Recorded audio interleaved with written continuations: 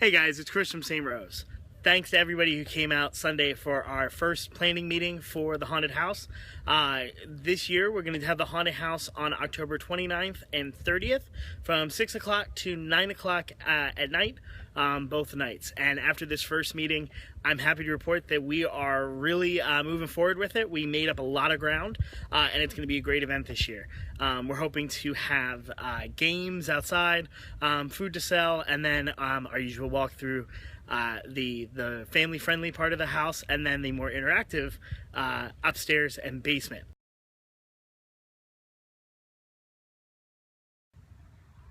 They're a band, a southern rock band, who has been influenced by bands like U2 and Coldplay, but also bands like Leonard Skinner. They have some country influence, and they're a really strong band. Some people might put them as a Christian band, but I don't really think that's fair. One of the songs that we sang at Steubenville by them is Multiplied, which is probably their most direct, overtly spiritual song they've ever made. But most of the songs they sing about is mostly about stuff like romance, women, and friendship, good friendship, and trying to figure out what life is. And I think what they do so well, and probably one of the reasons I like them so much, is that they're very, very good at blending the spiritual life with the world we live in. I think we live in a world today that tries to tell us that we have to keep our faith and our religion to ourselves. And the funny part is that's not Christian at all. Even Christians who would say that, and there are some who would say, maybe it's better if we just, bury our heads in our sand. Well, no, it's just not what the Lord called us to. When he says, go out and tell the whole, all nations about my kingdom, well, he's not kidding.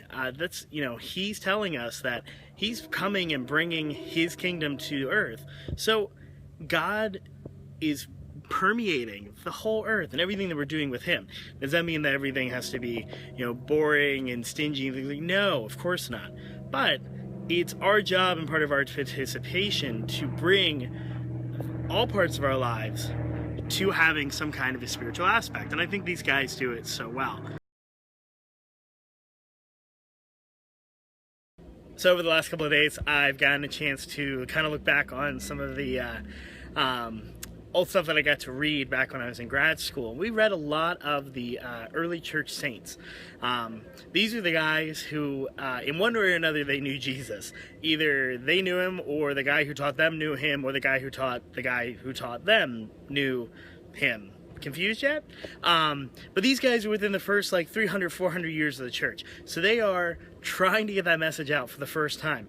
And the funny part is, none of them went around saying, oh, I'm just going to just keep my faith separate. No, actually, many of them, even St. Paul, when St. Paul goes to the Greeks, he convinces them of Jesus' love by talking to them as a Greek would. He doesn't try to pretend that there's something else than who they are. He knows who these people are. These people are pagans. I mean, they're worshiping any god they can get their hands on. So what does he do? He walks into them and he says, oh, but there's one God. Well, that's a heck of a thing to say to somebody who's, lived with, pick your favorite flavor of God for the day. You need rain. You don't need rain. Your loved one is sick. You pick your different flavor. Well, suddenly there's one God. That's going to be a little bit of a hurdle. So he meets them where they're at. And Pope Francis, his first major paper that he wrote after becoming Pope is not an encyclical, which is what normally you'd expect. He wrote what's called an apostolic exhortation.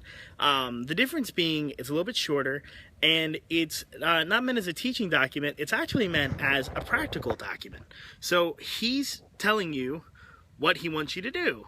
And it's called The Joy of the Gospel because the basic gist of it is go out and take your faith and go tell people about Jesus Christ. Well, that can, and he admits this, that can come off as creepy. There's nothing like sitting down next to your buddy and be like, can I tell you about how Jesus affected my life? People are going to look at you a little weird. I mean, trust me, I do this for a living, and people are going to look at you a little weird. So why do I bring up music? Why do I bring up Need to Breathe? Well, these guys, they have let their faith deepen every part of their life so well that it flows out in ways you wouldn't even notice it. Their lyrics even though they're talking about, that beautiful girl, or they're talking about, their life as brothers, there's God in there. He's in there, and in such a way they let God be a part of everything, and he doesn't have to be in the forefront. And I think there's something to be said with that.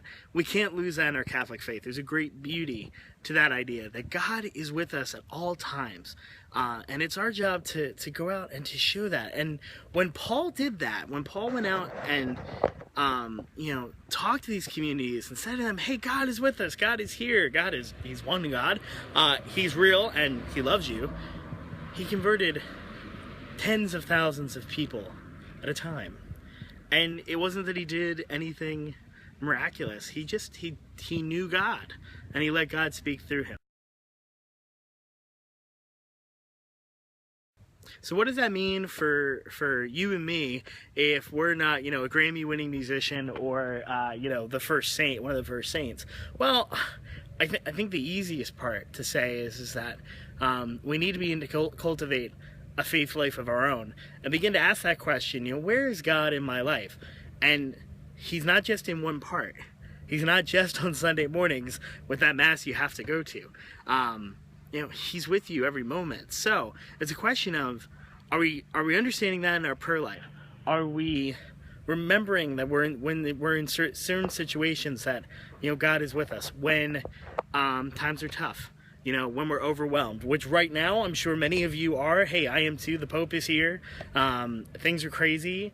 I'm sure you all have enough homework to kill a small army. But are we remembering that God is with us? And then are we saying to God, okay, what do you want me to do? How can I be the best high school student? How can I be the best college student? How can I be the best parent? How can I be the best plumber? If you're Joe the plumber, we need good Catholic Christian Joe the plumbers as much as we need good Catholic priests and theologians. We need to permeate this world with God. It's the only way we're going to show people that, that God is here and God is real is by letting him speak through our lives.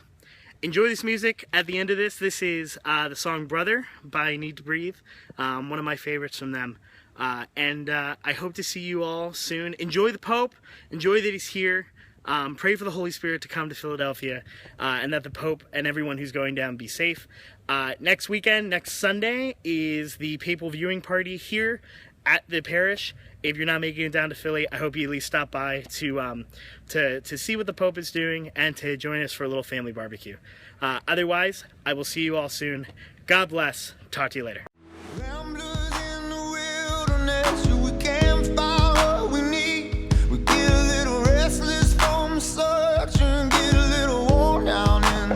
So, what does that mean for us? If you're not, a Grammy-winning musician, or that guy driving that car, or one of our saints, what does that mean for you and me?